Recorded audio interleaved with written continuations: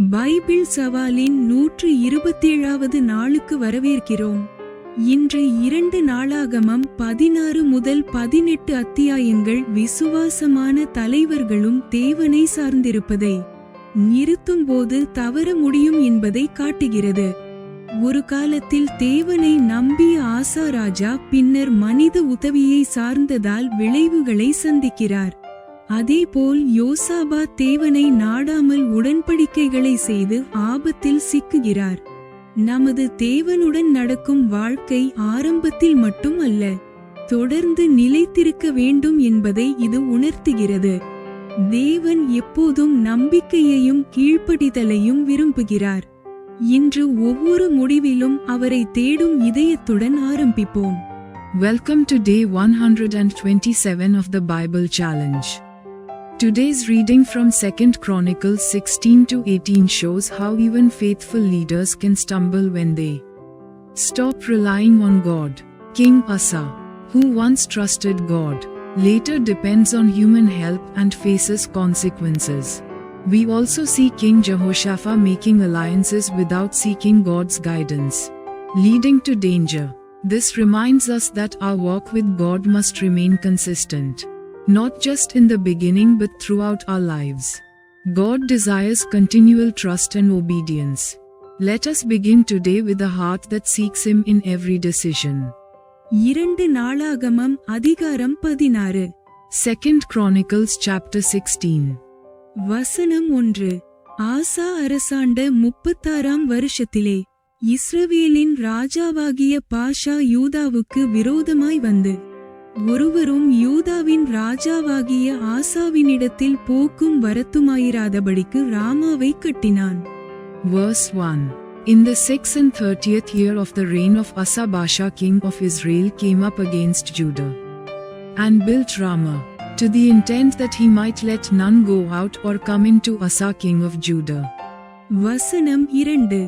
அப்பொழுது ஆசா கர்த்தருடைய ஆலயத்திலும் ராஜாவின் அரமனையிலும் உள்ள பொக்கிஷங்களிலுள்ள வெள்ளியும் பொன்னும் எடுத்து தமஸ்குவில் வாசம் பண்ணுகிற பென்னாதாத் என்னும் சீரியாவின் ராஜாவினிடத்துக்கு அனுப்பி. Verse 2.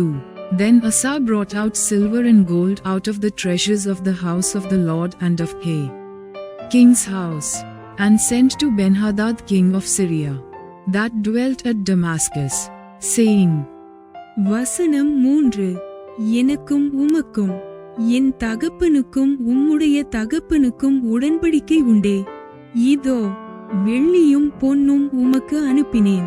இஸ்ரவேலின் ராஜாவாகிய பாஷா என்னை விட்டு விலகி போகும்படிக்கு நீர் வந்து அவனோடு செய்த உடன்படிக்கையை தள்ளிப்போடும் என்று சொல்லி அனுப்பினான். Verse 3. There is a league between me and thee, as there was between my father and thy father.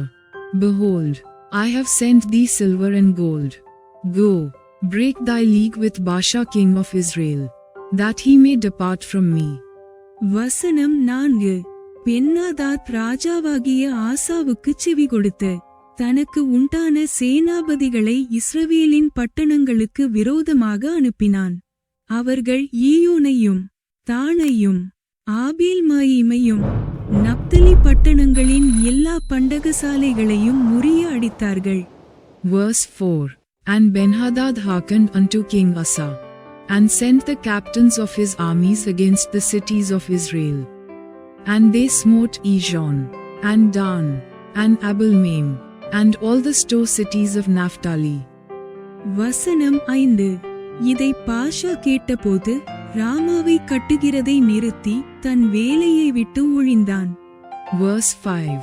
And it came to pass, when Baasha heard it, that he left off building of Ramah, and let his work cease. வசனம் 6. அப்பொழுது ராஜாவாகிய ஆசா யூதா அனைத்தையும் கூட்டிக் கொண்டு போய் பாஷா கட்டின ராமாவின் கற்களையும் அதின் மரங்களையும் எடுத்து வந்து அவைகளால் கேபாவையும் மிஸ்பாவையும் கட்டினான். Verse 6. Then Asa the king took all Judah, and they carried away the stones of Ramah, and the timber thereof, wherewith Baasha was building, and he built therewith Geber and Mizpah. வசனம் 7. அக்காலத்திலே ஞானதிருஷ்டிக்காரனாகிய அனானி யூதாவின் ராஜாவாகிய ஆசாவினிடத்தில் வந்து அவனை நோக்கி, நீர் உம்முடைய தேவனாகிய கர்த்தரைச் சார்ந்து கொள்ளாமல் சீரியாவின் ராஜாவைச் சார்ந்து கொண்டபடியினால் சீரியா ராஜாவின் இராணுவம் உமது கைக்கு தப்பிப் போயிற்று. Verse 7. And at that time Hanani the seer came to Asa king of Judah, and said unto him, Because thou hast relied on the king of Syria, and not relied on the Lord thy God, therefore is the host of the king of Syria escaped out of thine hand. வசனம் 8. மிகவும் ஏராளமான இரதங்களும் குதிரை வீரரும் உள்ள எத்தியோப்பியரும் லூபியரும் மகா சேனையாயிருந்தார்கள் அல்லவா? நீர் கர்த்தரைச் சார்ந்து கொண்ட போதோவெனில் அவர்களை உமது கையில் ஒப்புக் கொடுத்தாரே. Verse 8. Were not the Ethiopians and the Lubams a huge host, with very many chariots and horsemen? Yet, because thou didst rely on the Lord, he delivered them into thine hand. வசனம் 9. தம்மை பற்றி உத்தம இருதயத்தோடிருக்கிறவர்களுக்கு தம்முடைய வல்லமையை விளங்க பண்ணும்படி கர்த்தருடைய கண்கள் பூமி எங்கும் உலாவிக் கொண்டிருக்கிறது. இந்த விஷயத்தில் மதியில்லாதவராயிருந்தீர், ஆகையால் இது முதற்கொண்டு உமக்கு யுத்தங்கள் நேரிடும் என்றான். Verse 9. For the eyes of the Lord run to and fro throughout the whole earth, to show himself strong in the behalf of them whose heart is perfect toward him. Herein thou hast done foolishly, therefore from henceforth thou shalt have wars. வசனம் 10. அதிநிமித்தம் ஆசா ஞானதிருஷ்டிக்காரன் மேல் சினந்து கடுங்கோபம் கொண்டு அவனை காவலறையிலே வைத்தான். இதெல்லாமலும் அக்காலத்தில் ஜனங்களுக்குள் சிலரை கொடூரமாய் நடப்பித்தான். Verse 10. Then Asa was wroth with the seer, and put him in a prison house, for he was in a rage with him because of this thing. And Asa oppressed some of the people the same time. வசனம் 11. ஆசாவின் ஆதியோடந்தமான நடபடிகளெல்லாம் யூதாவையும் இஸ்ரவேலையும் சேர்ந்த ராஜாக்களின் புஸ்தகத்தில் எழுதியிருக்கிறது. Verse 11. And, behold, the acts of Asa, first and last, lo, they are written in the book of the kings of Judah and Israel. வசனம் 12. ஆசா அரசாண்ட 39ஆம் வருஷத்திலே தன் கால்களில் வியாதி கண்டு அவன் நோவு மிகவும் உக்கிரமாயிருந்தது. அவன் தன் வியாதியிலும் கர்த்தரை அல்ல, பரிகாரிகளையே தேடினான். Verse 12. And Asa in the 39th year of his reign was diseased in his feet, until his disease was exceeding great. Yet in his disease he sought not to the Lord, but to the physicians. வசனம் 13. ஆசா தான் அரசாண்ட 41ஆம் வருஷத்தில் மரித்து தன் பிதாக்களோடே நித்திரையடைந்தான். Verse 13. And Asa slept with his fathers, and died in the 41st year of his reign. வசனம் 14. தைலக்காரரால் செய்யப்பட்ட கந்தவர்க்கங்களினாலும் பரிமளங்களினாலும் நிறைந்த ஒரு மெத்தையின் மேல் அவனை வளர்த்தி அவனுக்காக வெகு திரளான கந்தவர்க்கங்களை கொளுத்தின பின்பு அவன் தாவீதின் நகரத்தில் தனக்கு வெட்டி வைத்திருந்த அவனுடைய கல்லறையிலே அவனை அடக்கம் பண்ணினார்கள். Verse 14. And they buried him in his own sepulchres, which he had made for himself in the city of David, and laid him in the bed which was filled with sweet odors and divers kinds of spices, prepared by the apothecary's art, and they made a very great burning for him. 2 நாளாகமம் அதிகாரம் 17. 2 Chronicles chapter 17. வசனம் 1. அவன் ஸ்தானத்திலே அவன் குமாரனாகிய யோசபாத் ராஜாவாகி இஸ்ரவேலுக்கு விரோதமாய் பலப்பட்டான். Verse 1. And Jehoshaphat his son reigned in his stead, and strengthened himself against Israel. வசனம் 2. அவன் யூதாவின் அரணான பட்டணங்களிலெல்லாம் இராணுவத்தையும் யூதா தேசத்திலும் தன் தகப்பனாகிய ஆசா பிடித்த எப்ராயீமின் பட்டணங்களிலும் தானியங்களையும் வைத்தான். Verse 2.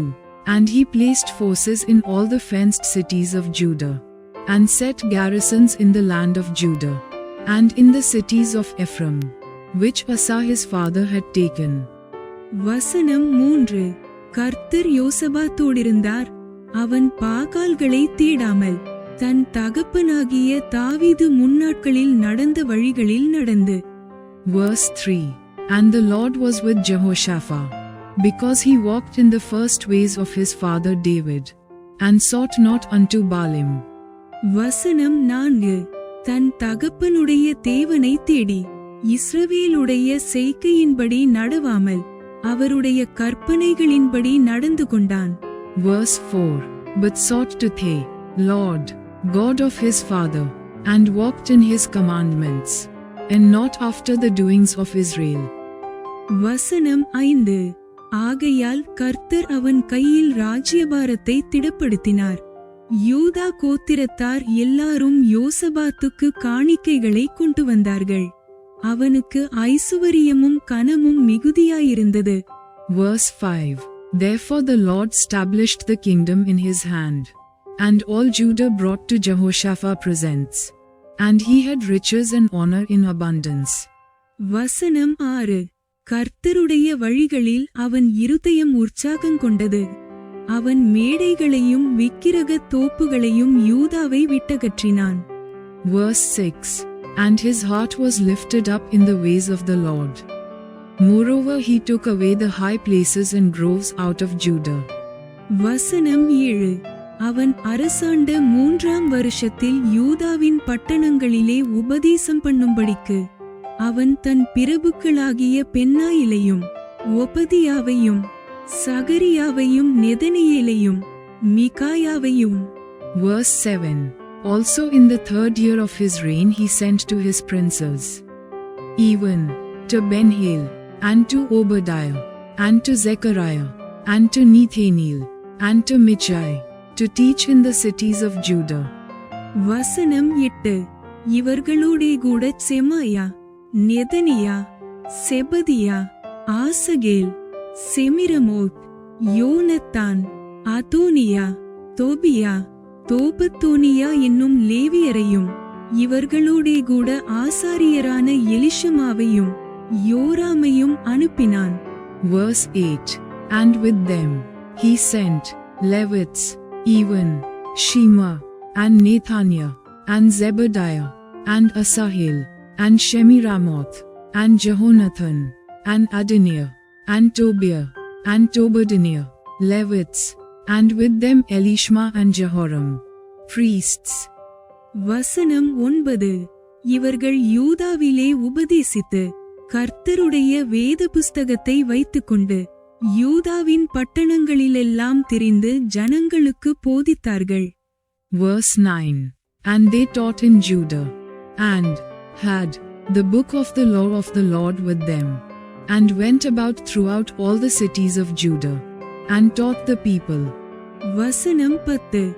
யூதாவை சுற்றி இருக்கிற தேசங்களுடைய ராஜ்யங்களின் மேலெல்லாம் கர்த்தரால் உண்டான பயங்கரம் வந்ததினால் யோசபாத்தோடு யுத்தம் பண்ணாதிருந்தார்கள். Verse 10. And the fear of the Lord fell upon all the kingdoms of the lands that were round about Judah, so that they made no war against Jehoshaphat. வசனம் 11. பெலிஸ்தரிலும் சிலர் யோசபாத்துக்கு பகுதி பணத்தோடே கூட காணிக்கைகளையும் கொண்டு வந்தார்கள்.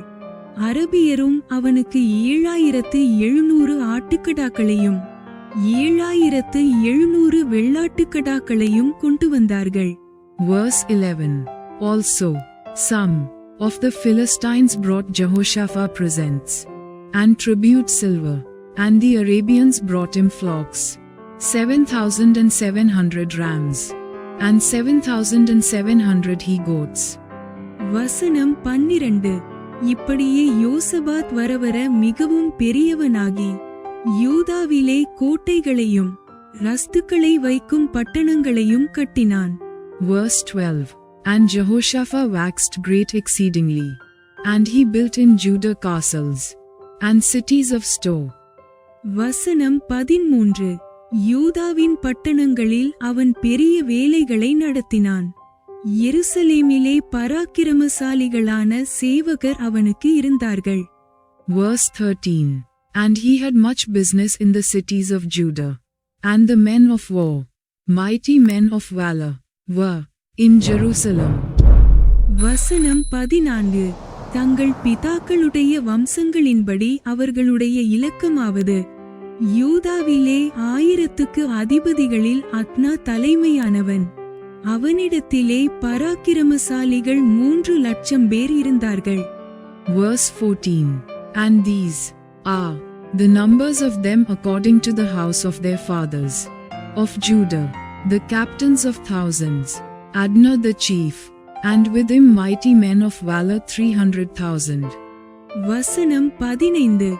அவனுக்கு உதவியாக யோகனான் என்னும் சேனாபதி இருந்தான்.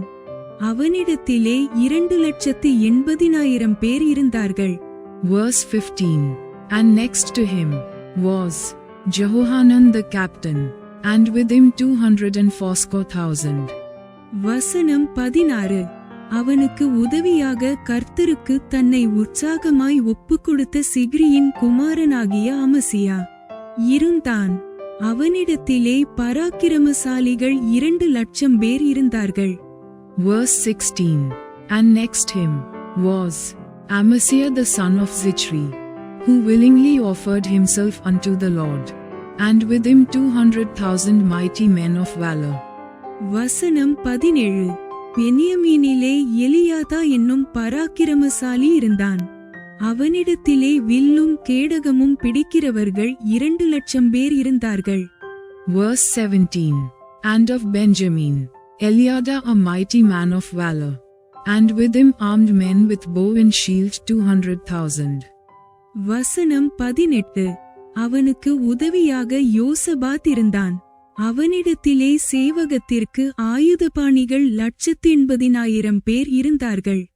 Verse 18. And next him was Jehozabad, and with him 140,000 ready prepared for the war. வசனம் 19. ராஜா யூதா எங்கும் உள்ள அரணான பட்டணங்களில் வைத்தவர்களைத் தவிர இவர்களே ராஜாவை சேவித்தவர்கள். Verse 19.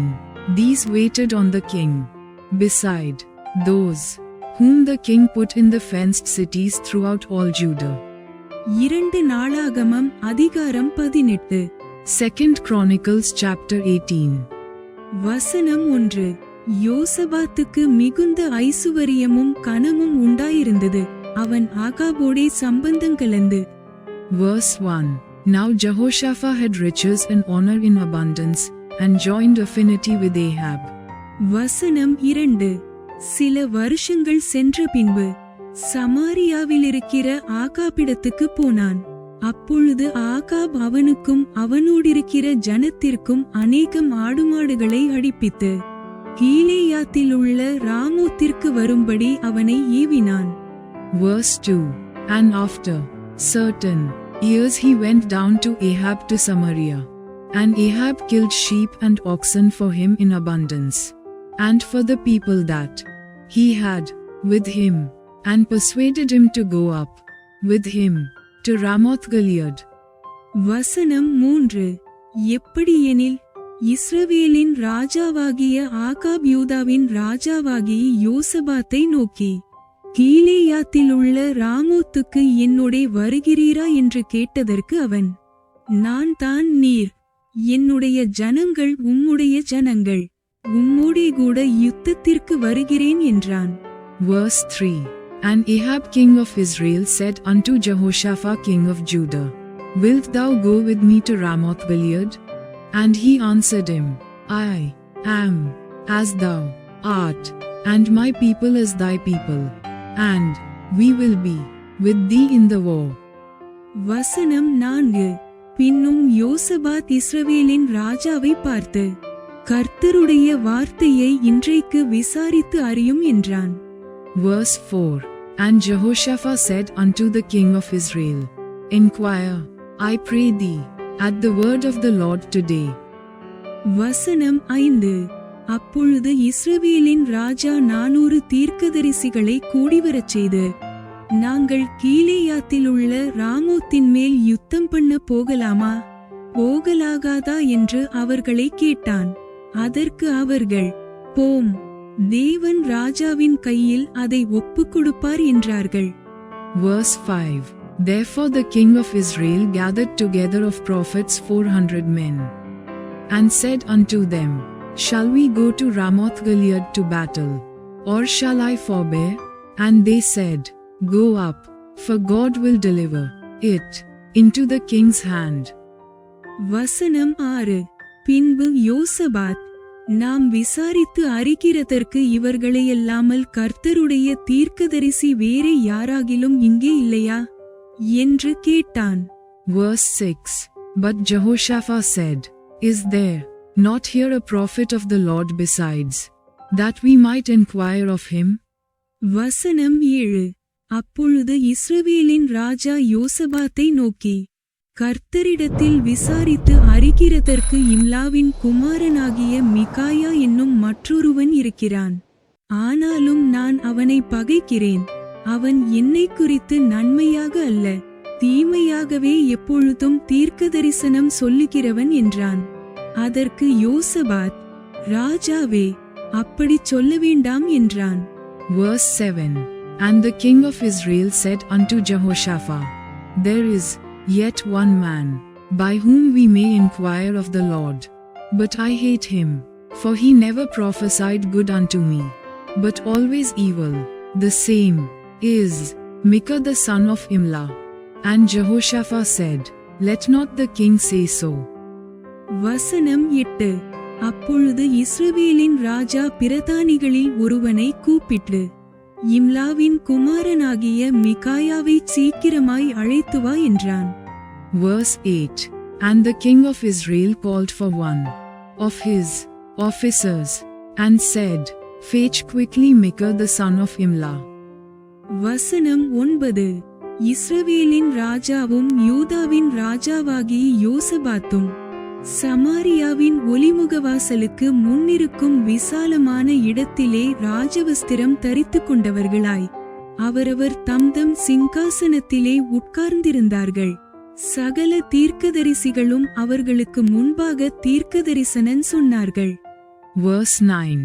And the king of Israel and Jehoshaphat king of Judah sat either of them on his throne, clothed in their robes. And they sat in a void place at the entering in of the gate of Samaria. And all the prophets prophesied before them. வசனம் 10. கெனானாவின் குமாரனாகிய சிதேக்கியா தனக்கு இருப்பு கொம்புகளை உண்டாக்கி, இவைகளால் நீர் சீரியரை முட்டி நிர்மூலமாக்கி போடுவீர் என்று கர்த்தர் சொல்லுகிறார் என்றான். Verse 10. And Zedekiah the son of Chenaanah had made him horns of iron, and said, Thus saith the Lord, With these thou shalt push Syria until they be consumed. வசனம் 11. சகல தீர்க்கதரிசிகளும் அதற்கு இசைவாக தீர்க்கதரிசனம் சொல்லி, கீலேயாத்தில் உள்ள ராமோத்திற்கு போம், உமக்கு வாய்க்கும், கர்த்தர் அதை ராஜாவின் கையில் ஒப்புக் கொடுப்பார் என்றார்கள். Verse 11. And all the prophets prophesied so, saying, Go up to Ramoth Gilead, and prosper, for the Lord shall deliver it into the hand of the king. வசனம் 12. மிகாயாவை அழைக்கப் போன ஆள் அவனுடனே பேசி, இதோ தீர்க்கதரிசிகளின் வார்த்தைகள் ஏகவாக்காய் ராஜாவுக்கு நன்மையாயிருக்கிறது. உம்முடைய வார்த்தையும் அவர்களில் ஒருவர் வார்த்தையைப் போல இருக்கும்படிக்கு நன்மையாகச் சொல்லும் என்றான். Verse 12. And the messenger that went to call Micah spake to him, saying, Behold, the words of the prophets declare good to the king with one assent. Let thy word therefore, I pray thee, be like one of theirs, and speak thou good. வசனம் 13. அதற்கு மிகாயா, என் தேவன் சொல்வதையே சொல்வேன் என்று கர்த்தருடைய ஜீவனைக் கொண்டு சொல்லுகிறேன் என்றான். Verse 13. And Micah said, As the Lord liveth, even what my God saith, that will I speak. வசனம் 14. அவன் ராஜாவினிடத்தில் வந்தபோது ராஜா அவனை பார்த்து, மிகாயாவே, நாங்கள் கீலேயாத்திலுள்ள ராமோத்தின் மேல் யுத்தம் பண்ண போகலாமா, போகலாகாதா என்று கேட்டான். அதற்கு அவன், போங்கள், உங்களுக்கு வாய்க்கும், உங்கள் கையில் ஒப்புக் கொடுக்கப்படுவார்கள் என்றான். Verse 14. And when he was come to the king said unto him, Micah, shall we go to Ramoth Gilead to battle, or shall I forbear? And he said, Go ye up, and prosper, and they shall be delivered into your hand. வசனம் 15. ராஜா அவனை பார்த்து, நீ கர்த்தருடைய நாமத்திலே உண்மையை அல்லாமல் வேறொன்றையும் என்னிடத்தில் சொல்லாதபடிக்கு நான் எத்தனை தரம் உன்னை ஆணையிடுவிக்க வேண்டும் என்று சொன்னான். Verse 15. And the king said to him, How many times shall I adjure thee that thou say nothing but the truth to me in the name of the Lord? வசனம் 16. அப்பொழுது அவன், இஸ்ரவேலர் எல்லாரும் மேய்ப்பனில்லாத ஆடுகளைப் போல மலைகளில் சிதறப்பட்டதைக் கண்டேன். அப்பொழுது கர்த்தர், இவர்களுக்கு எஜமான் இல்லை, அவரவர் தம்தம் வீட்டிற்கு சமாதானத்தோடே திரும்பக் கடவர்கள் என்றார் என்று சொன்னான். Verse 16. Then he said, I did see all Israel scattered upon the mountains, as sheep that have no shepherd. And the Lord said, These have no master, let them return, therefore, every man to his house in peace. வசனம் 17. அப்பொழுது இஸ்ரவேலின் ராஜா யோசபாத்தை நோக்கி, இவன் என்னை குறித்து நன்மையாக அல்ல, தீமையாகவே தீர்க்கதரிசனம் சொல்லுகிறவன் என்று நான் உம்மோடே சொல்லவில்லையா என்றான். Verse 17. And the king of Israel said to Jehoshaphat, Did I not tell thee that he would not prophesy good unto me, but evil? வசனம் 18. அப்பொழுது அவன் சொன்னது, கர்த்தருடைய வார்த்தையை கேளுங்கள், கர்த்தர் தம்முடைய சிங்காசனத்தின் மேல் வீற்றிருக்கிறதையும் பரமசேனையெல்லாம் அவர் வலது பக்கத்திலும் அவர் இடது பக்கத்திலும் நிற்கிறதையும் கண்டேன். Verse 18. Again he said, Therefore hear the word of the Lord. I saw the Lord sitting upon his throne, and all the host of heaven standing on his right hand and on his left. வசனம் 19. அப்பொழுது கர்த்தர், இஸ்ரவேலின் ராஜாவாகிய Ahab கீலேயாத்திலுள்ள ராமோத்தில் போய் விழும்படிக்கு அவனுக்கு போதனை செய்கிறவன் யார் என்று கேட்டதற்கு ஒருவன் இப்படியும் ஒருவன் அப்படியும் சொன்னார்கள். Verse 19. And the Lord said, Who shall entice Ahab king of Israel, that he may go up and fall at Ramoth Gilead? And one spake saying after this manner, and another saying after that manner. வசனம் 20. அப்பொழுது ஒரு ஆவி புறப்பட்டு வந்து கர்த்தருக்கு முன்பாக நின்று, நான் அவனுக்கு போதனை செய்வேன் என்றது, எதினால் என்று கர்த்தர் அதை கேட்டார். Verse 20. Then there came out a spirit, and stood before the Lord, and said, I will entice him. And the Lord said unto him, Wherewith? வசனம் 21.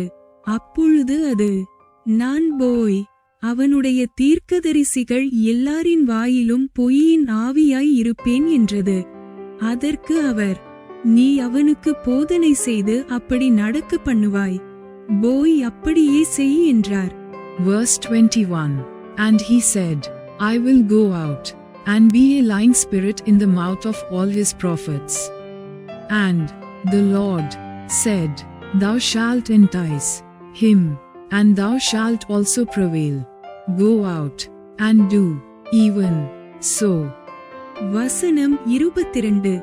ஆனதினால் கர்த்தர் பொய்யின் ஆவியை இந்த உம்முடைய தீர்க்கதரிசிகளின் வாயிலே கட்டளையிட்டார், கர்த்தர் உம்மை குறித்து தீமையாகச் சொன்னார் என்றான்.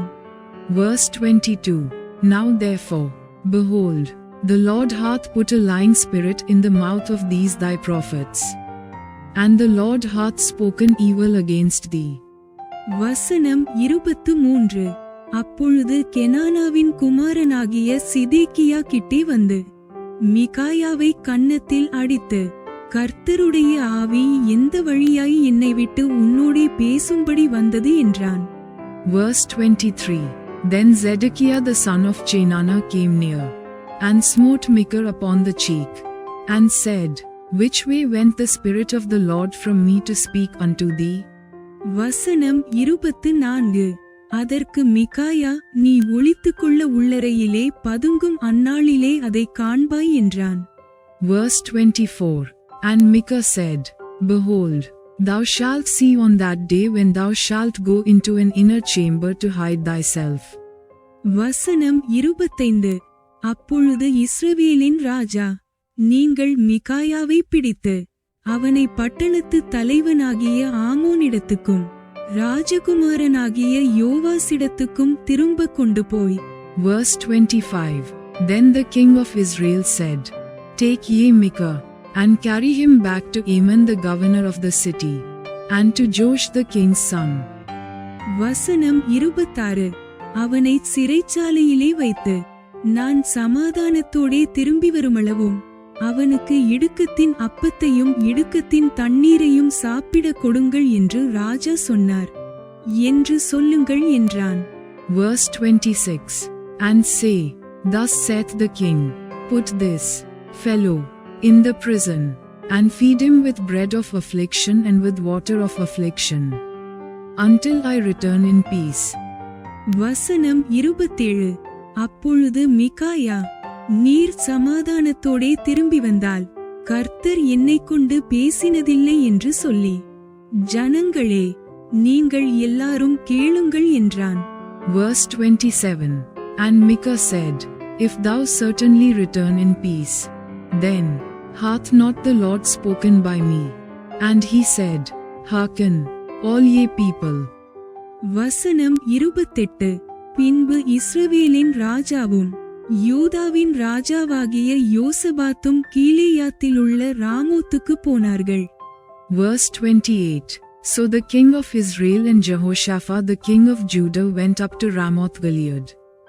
வசனம் 29. இஸ்ரவேலின் ராஜா யோசபாத்தை பார்த்து, நான் வேஷம் மாறி யுத்தத்தில் பிரவேசிப்பேன், நீரோ ராஜவஸ்திரம் தரித்திரும் என்று சொல்லி, இஸ்ரவேலின் ராஜா வேஷம் மாறி யுத்தத்திலே பிரவேசித்தான். Verse 29. And the king of Israel said unto Jehoshaphat, I will disguise myself, and will go to the battle, but put thou on thy robes. So the king of Israel disguised himself, and they went to the battle. வசனம் 30. சீரியாவின் ராஜா தனக்கு இருக்கிற இரதங்களின் தலைவரை நோக்கி, நீங்கள் சிறியவரோடும் பெரியவரோடும் யுத்தம் பண்ணாமல் இஸ்ரவேலின் ராஜா ஒருவனோடே மாத்திரம் யுத்தம் பண்ணுங்கள் என்று கட்டளையிட்டிருந்தான். Verse 30. Now the king of Syria had commanded the captains of the chariots that were with him, saying, Fight ye not with small or great, save only with the king of Israel. வசனம் 31. ஆதலால் இரதங்களின் தலைவர் யோசபாத்தை காண்கையில், இவன் தான் இஸ்ரவேலின் ராஜா என்று சொல்லி யுத்தம் பண்ண அவனை சூழ்ந்து கொண்டார்கள். அப்பொழுது யோசபாத் கூக்குரல் இட்டான். கர்த்தர் அவனுக்கு அனுசாரியாயிருந்தார். அவர்கள் அவனை விட்டு விலகும்படி தேவன் செய்தார். Verse 31. And it came to pass, when the captains of the chariots saw Jehoshaphat, that they said, It is the king of Israel. Therefore they compassed about him to fight. But Jehoshaphat cried out, and the Lord helped him, and God moved them to depart from him. வசனம் 32. இவன் இஸ்ரவேலின் ராஜா அல்ல என்று இரதங்களின் தலைவர் கண்டபோது அவனை விட்டு திரும்பினார்கள். Verse 32. For it came to pass that, when the captains of the chariots perceived that it was not the king of Israel, they turned back again from pursuing him. வசனம் 33. ஒருவன் நினையாமல் வில்லை நாணேற்றி இதான், அது இஸ்ரவேலின் ராஜாவினுடைய கவசத்தின் சந்துக்கிடையிலே பட்டது. அப்பொழுது அவன் தன் சாரதியை பார்த்து, நீ திருப்பி என்னை இராணுவத்துக்கு பால் கொண்டு போ, எனக்கு காயம்பட்டது என்றான். Verse 33. And a certain man drew a bow at a venture, and smote the king of Israel between the joints of the harness. Therefore he said to his chariot man, Turn thine hand, that thou mayest carry me out of the host, for I am wounded. வசனம் 34. அன்றைய தினம் யுத்தம் அதிகரித்தது. இஸ்ரவேலின் ராஜா சீரியருக்கு எதிராக இரதத்தில் சாயங்காலம் மட்டும் நின்றிருந்து சூரியன் அஸ்தமிக்கும் போது இறந்து போனான். Verse 34. And the battle increased that day. Howbeit the king of Israel stayed himself up in his chariot against the Syrians until the even. And about the time of the sun going down he died. Bible சவாலின் 127வது நாள் இப்போது நிறைவடைந்தது. இன்று நல்ல முறையில் தொடங்குவது மட்டும் போதாது. வாழ்க்கையின் ஒவ்வொரு கட்டத்திலும் தேவனை நம்பி தொடர வேண்டும் என்பதை கற்றோம். நமது சொந்த வலிமையை சார்ந்தால் அவரது சித்தத்திலிருந்து விலகலாம். தேவன் எப்போதும் அவரை தேடி அவரது வழிநடத்தலை பின்பற்ற அழைக்கிறார். நமது பயணத்தில் விசுவாசமாக இருந்து விலகாமல் இருப்போம். ஒவ்வொரு நாளும் அவரை முழுமையாக சார்ந்திருக்கும் ஒரு வாய்ப்பு. இன்று உங்கள் வாழ்க்கையில் எந்த முடிவுக்கு தேவனுடைய வழிநடத்தல் தேவைப்படுகிறது? கமெண்டில் பகிர்ந்து ஒன்றாக வளர்வோம். Day 127 of our Bible challenge is complete. Today we learned that starting well is not enough. We must continue to trust God in every stage of life. Relying on our own strength can lead us away from His will. God calls us to seek Him consistently and follow His guidance. Let us remain faithful and not drift away in our journey. Each day is an opportunity to depend fully on Him. What decision in your life needs God's direction today? Share and let us grow together. Thanks for watching. Like, comment, and subscribe to Daily Bible Tamil in English. Word of God.